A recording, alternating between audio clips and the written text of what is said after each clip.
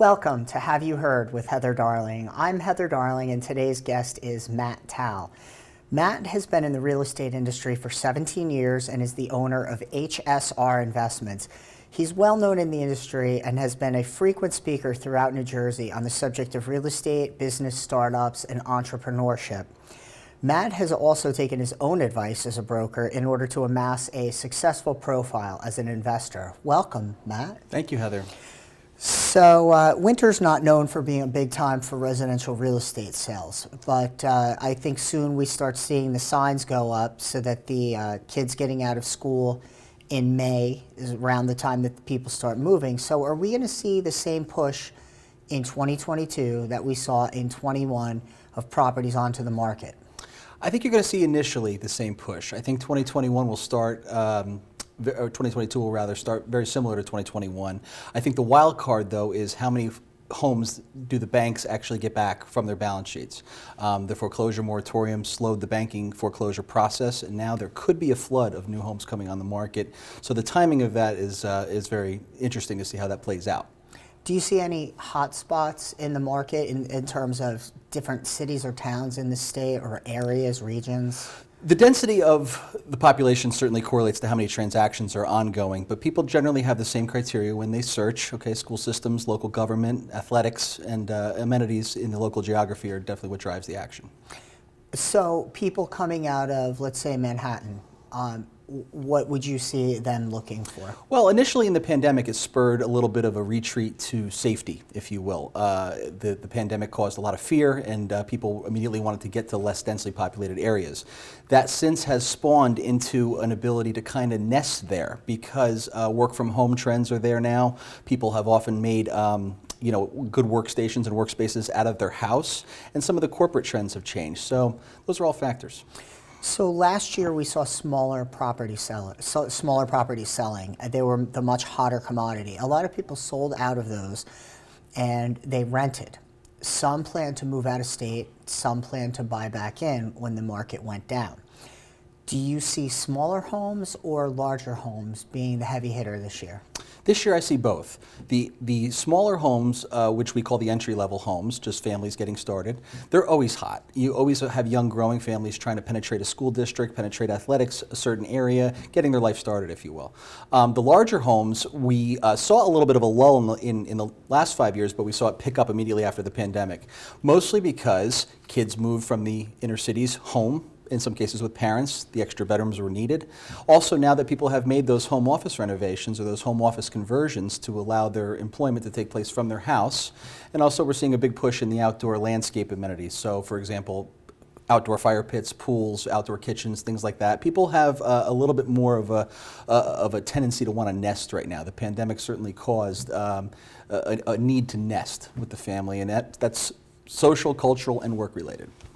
So it's interesting that you bring up the foreclosure market.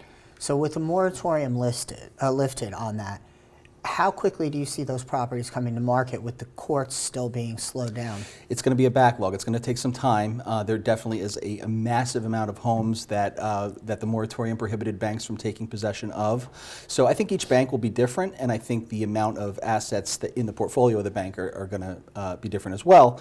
But to predict exactly when they're all going to flush on, I see it kind of being a slow ramp up. But I would say by mid-end of the year, you're going to see some inventory from that factor. How do you see the economy playing into that, with prices having gone up for basic goods, for heating oil, for gasoline? Do you think that plays into the current foreclosure market, and do you think it also plays into a future foreclosure market? The current foreclosure market, it will not affect the bank's ability to sell. Banks are not really in the real estate business, so they won't incur a lot of costs to fix up that home before they sell it. However, costs will certainly be on the mind of the purchaser. We're seeing tremendous hikes in price action for goods, for commodities, for lumber, for copper, different things that you would use to improve a home. And until that inflation recedes a little bit, I would say it's going to be problematic for most because it's just so burdensome on the average family to have to deal with the costs of everything going up, including gasoline, including groceries, and then probably third, the cost of the home and the materials associated to fix it up. So it almost sounds like we might see a glut of properties that are on the market, some in better condition than others, and obviously that will likely reflect in the pricing of those homes. Correct. The more turnkey a home is going to be, the more updated it is, the more the appetite is for it right now. In fact, the big bidding wars we're seeing are for the homes that are actually most ready to go, most turnkey, if you will, most renovated, HGTV ready, if you will. The ones that need a lot of work, the fixer-up market, is where we're seeing the lull. And I think that trend will continue. However, when there's extremely low inventory and a high demand of buyers, all bets are off. So we could see bidding wars again this year like we did in 21 in your I opinion? would say bidding wars are probable in a low inventory situation. The second the inventory starts to spike up, the bidding war tends to calm down a little bit.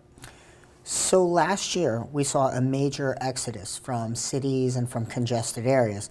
Would you say that was due to mandates and lockdowns, and some of which have been easing, or is it a more long-term effect? Initially, yes. Initially, I think it was a flight to safety. I think it was, let's get away from the most congested areas where the pandemic's going to manifest itself the most.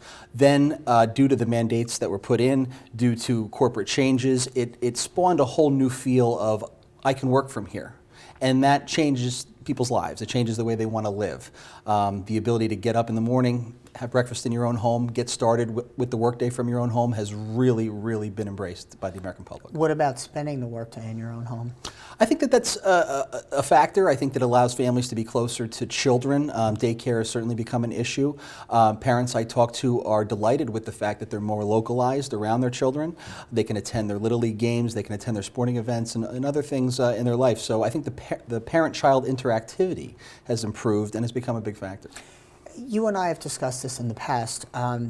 People used to get on a train and take an hour commute or an hour and a half commute into the city early in the morning, come home very late at night.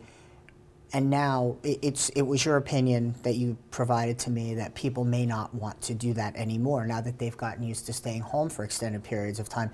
Do you see larger homes being purchased so that people can have home offices and things like that as well? Yes, the larger home push, I think, is almost an office/home setup, if you will. So the larger space makes sense. Also, from a daycare perspective, people are able to bring professionals into the home, and a larger home would contribute to being able to have a private work area as well as, maybe potentially a daycare area within the home instead of a remote location. So I see that being a factor. Sure. So recently I had the mayor of Knoxville, Tennessee on the show, and he talked about the number of people that are in-migrating to that area. And of course, we're seeing a huge out-migration from New Jersey. Mm-hmm. So that leaves us with a lot of houses on the market. Who do you think is going to be coming to New Jersey to buy the houses that are being left behind by New Jersey residents moving on? Young growing families and millennials seem to be driving the action in that arena. The retirees from New Jersey tend to leave the state due to tax treatments, due to affordability in other areas of the country. The buyers in the millennial generation, though, are starting to really become of age. Okay, they're in their late 20s and 30s now. They are a very active group of home buyers, and they're motivated by factors that are different than the typical home buyer of the past may be. They have a little bit more of a social media driven social competition with each other, also known as FOMO, fear of missing out. So you have kind of some panic buying going on among young families that feel like they really need to set up shop, and it's driving the action out there. It's very interesting to see. Now, to me that's very interesting because we saw a push, we saw a trend toward these, by us, it's Madeira is one of the big ones, okay, where the people move in and all of their amenities are taken care of. They have a very small apartment. They have a bedroom, a living room, like an eat-in kitchen type combined living area with 1 or 2 bedrooms. And then their activities are in activity centers within the building. They have these rooftop decks. They might have a pool. They have a business center that anyone living there can use. They have a fitness center. And frequently they're designed on top of shopping areas, and the shopping areas are where one would go for their coffee. They would have maybe a gym or a yoga studio and other amenities so that the house or the apartment is as small as possible. It gives them very little to clean, very little to pay attention to, very little to be bothered with, so that that FOMO experience doesn't happen. They're always out doing what they want to do. This is a major change from that. Do you know? It is. What you're referring to is kind of a lifestyle center. This is where the typical millennial picked a location like this because it was presumably close to where they work, so they could come home and have a great place to have some privacy and to live and basically to sleep, because they'd get up in the morning and jump on the train, jump on the bus, jump on the Uber, getting back to work. So I see this being a shift where formerly people had a lot of time away from the house pre-pandemic. So this made a lot of sense for people because there wasn't much time at home. Now, due to the pandemic, it has shifted, as we mentioned earlier, to mobilizing at home for most of the day. So I think that those type of centers are going to lose a little popularity from the standpoint that they're just were designed for people to be away from the house more. Well, what's interesting, I'm aware of several that were about to be constructed pre-pandemic, and they've just disappeared right off the map. Yeah, I would imagine that the developer appetite for that has been a little bit cause for concern, because residential suburban dwellings, larger homes, again, the mobilization home really changes that factor. The lifestyle centers were also known as a commuting center, if you will, kind of a place, Right. kind of a place to sleep in between work. And a lot of them happen to have vans to and from train stations and Correct. things like that that would leave at certain designated times, Correct. or close enough that you could bicycle to a train station or a bus station or something like that. Correct. So if the pandemic totally were in the rearview mirror for X amount of years, I could see the resurgence of that kind of model. However, in the pandemic conditions or in and around it, I see it weakening. Do you see any transformation coming to buildings that previously had that kind of housing? I think developers might put those projects on hold or shift them into other projects. They could easily be, for example, over 55 communities or something like that. Again, you know, those millennials that used to occupy those particular assets of real estate, almost always designed for commuting. So if the commuter returns to America, those facilities are in huge demand. So you just brought up another key point. Over 55 communities, and of course here in New Jersey, as a result of COVID, we lost many of our seniors. Are over 55 communities as desirable as they once were, or are we looking at more home health care initiatives? We're seeing the same bidding wars in the over 55 communities that we are in the open market. 55 and over communities not just have retirees, but they have a lot of active working adults too. So they're not really senior centers. I mean, 55 isn't really old in today's America, right? So I think that demand will in that asset class will continue, and I think that they're going to be as popular as they ever were. I'm doing math.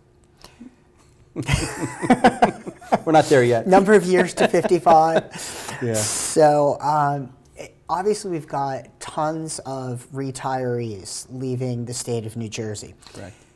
So with that happening, how do we attract more millennials here to keep up this housing market? What is happening in New Jersey with rising taxes and other things? What will make those properties desirable that are being vacated? Well, I think that you have the seniors leaving New Jersey due to tax treatment, okay, and lifestyle improvement in other areas. Also, their dollar goes a little longer in other places. New Jersey's not a very cheap place to live, right? So the demand for millennials in the housing market seems to be there. So as fast as the seniors are abandoning them for, let's say, warmer climates, is as fast as they're filling up. So right now we're seeing a pretty even trade. That strength may continue or may weaken. But right now, I'd say it's even up. For every senior moving out, there's a young person willing to buy that home. Matt, we have to go to commercial. We'll be right back with more Have You Heard with Heather Darling, and Matt Tal is our guest. Ain't just gonna break you, dog. I'll break your heart. Class is dismissed. Take this dissing apart. Oh, give it up for my man Grizzle. Up next, we got my boy Boogie. We got that. Don't go breaking my heart. I could. Whoa, stop right there. What? Eat a Snicker. You always lose your edge when you're hungry. Better? Better. Yo, I said, give me the track. You're not you when you're hungry. Snickers.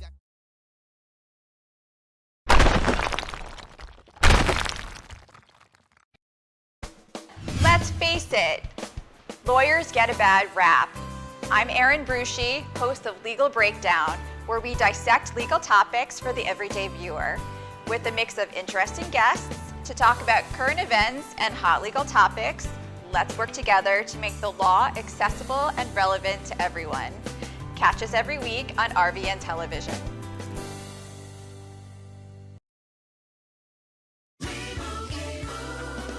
And Doug. Superpowers from a spider bite. I could use some help showing the world how Liberty Mutual customizes their car insurance so they only pay for what they need.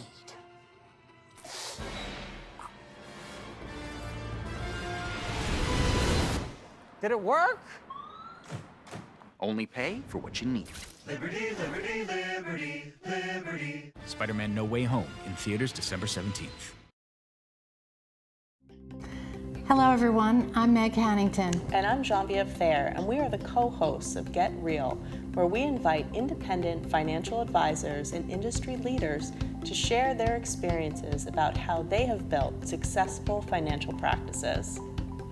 Please join us Wednesday mornings at 10:30 and Thursdays at noon, right here on RVN TV.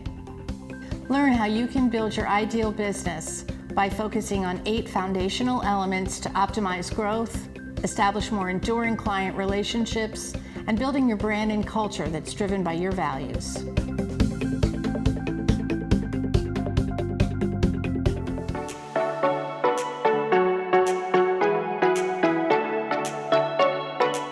Welcome back to Have You Heard with Heather Darling, and our guest today is Matt Towle talking about the residential real estate market.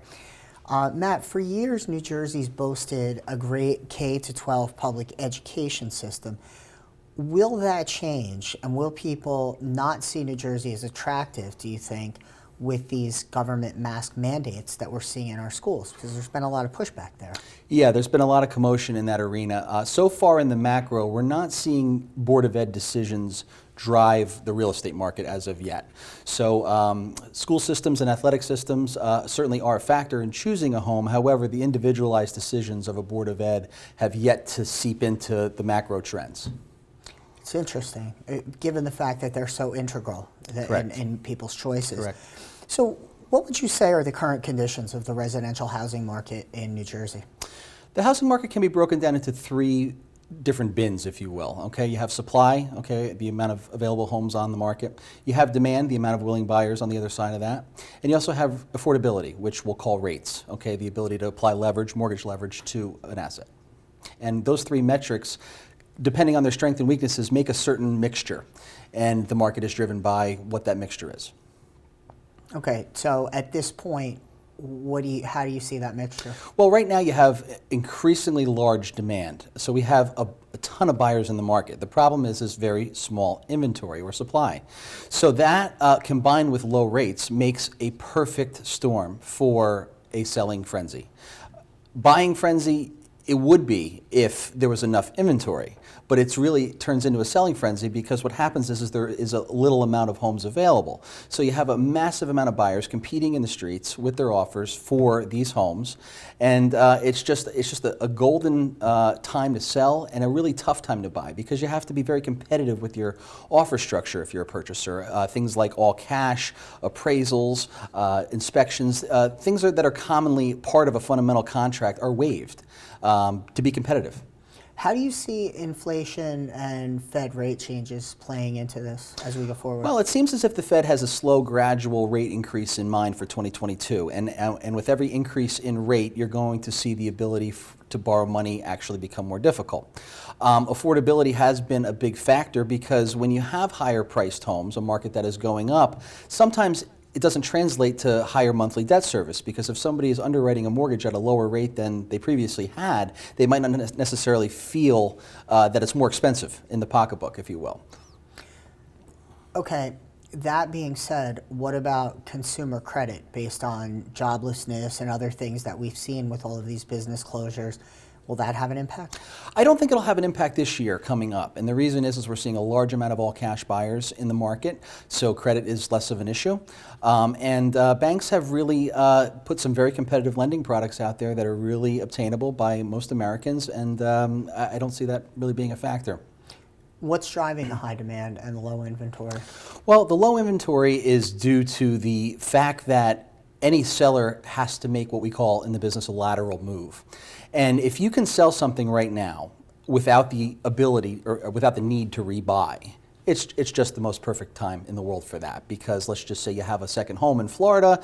Let's just say you were toying with the idea of selling the New Jersey home and relocating full time to another location. You don't have to engage in a new purchase. You can get top dollar for your house and move on. Okay? So you have a portfolio. Yes. You're an investor as well as somebody who analyzes trends. What do you see in your own portfolio? How are you handling this in your own portfolio? Have you been buying or selling? What is your own personal feeling on this? 2021 for us, we have a little motto at the office, and it kind of curls back into an old song. You have to know when to hold them and when to fold them. And you know, every card player at some point has to reach in and grab their chips and pull them back, right? And we've spent the last 10 years acquiring for the purposes of renting. Okay, so we get great capitalization rates from rental property, and we've seen great appreciation rates over the last 10 years.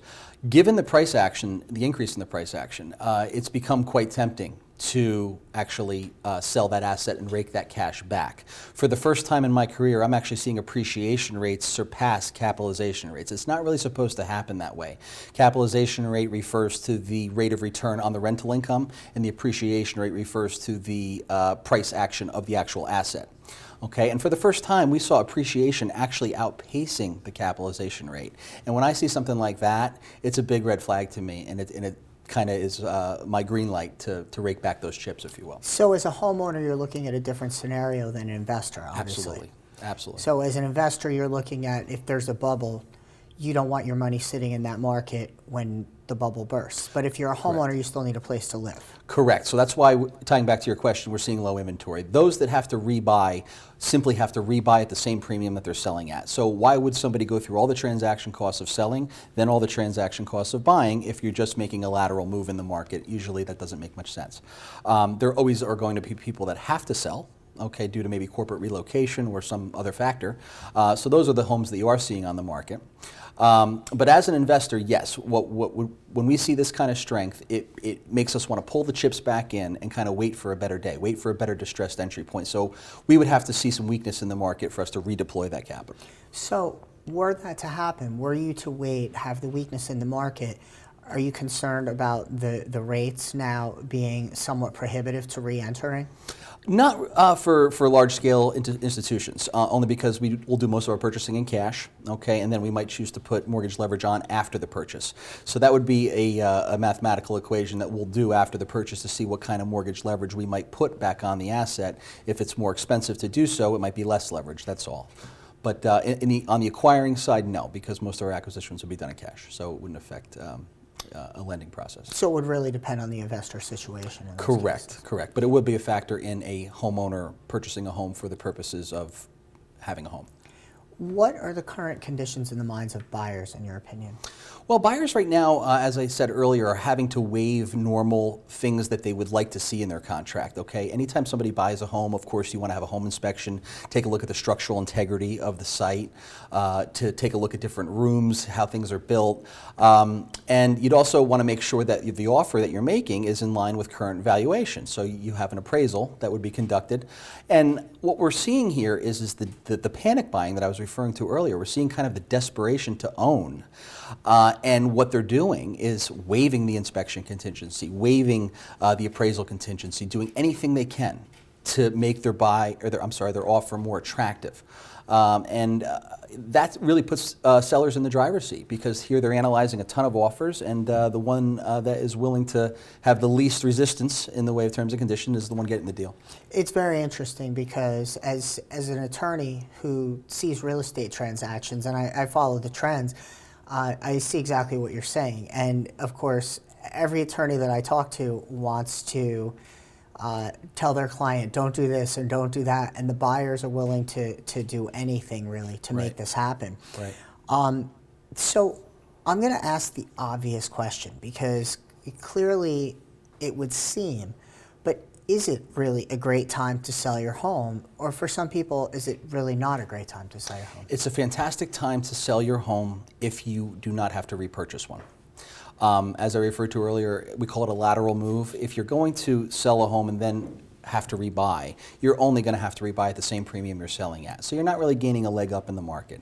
So it is a fantastic time to sell, minus those factors. Now, it seems to me that, again, the larger homes did not experience the same appreciation as the smaller. The smaller were really selling at almost the same price as the larger. So somebody looking to downsize, maybe the kids left, now they're empty nesters, is not necessarily going to get the same upside by selling now and going into a smaller property that's involved in a bidding war. Is that accurate? That's correct, because there's always going to be a little bit more demand for entry-level housing. There's just a bigger pool of buyers that is more appropriate for. So it's always going to be hard to kind of see a distressed entry point in the entry-level markets.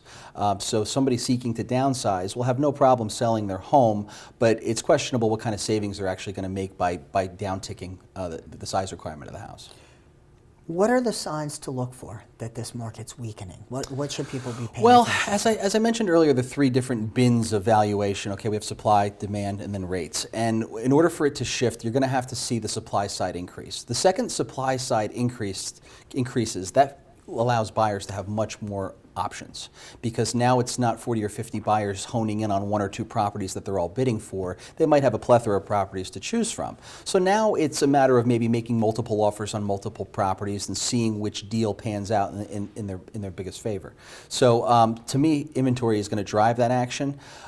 Inventory coming up and demand kind of leveling off and rates going up is, to me, the mixture that's going to change the landscape. So this foreclosure backlog that's now going to create a glut on the market, could that be the factor that changes this for us? Very easily, depending on the numbers, depending on how many homes are available in a market due to the foreclosures entering the market. And does the rapidity make a difference or no? A buyer in today's market won't look at a bank foreclosure any differently than they would a normal arm's length residential seller. They're looking at that home as it fits their own personal needs, and I don't think they care whether they're buying it from a bank or not. I suspect the competition for those homes will remain the same in both classes. It'll just be interesting to see if the influx of bank properties changes the inventory dynamics to the point where demand just levels off and maybe even recedes a little bit. So one last question. What are your thoughts on the commercial real estate market? It depends on the asset class because they're all performing differently. In New Jersey, our industrial real estate market is just hot and will stay hot because there's just so many industrial users that industrial property is always going to be a natural fit. Office space is certainly going to weaken, and that's due to a lot of the factors that people are working from home. This pandemic has created an appetite to be home, work from home, and to kind of be much more of a nester. And companies that are now allowing the flexibility to their employees to work from home, that's certainly going to translate to pressure on the office market. Matt, I want to thank you. We're out of time today, but I'm sure our viewers got some great information out of that, and now they know what to look for if they're buying or selling. So thanks for being on the show. Thank you so much for having me. And hopefully we'll have you back, and maybe we can analyze some trends in the future. Great to be with you. Thanks, Matt.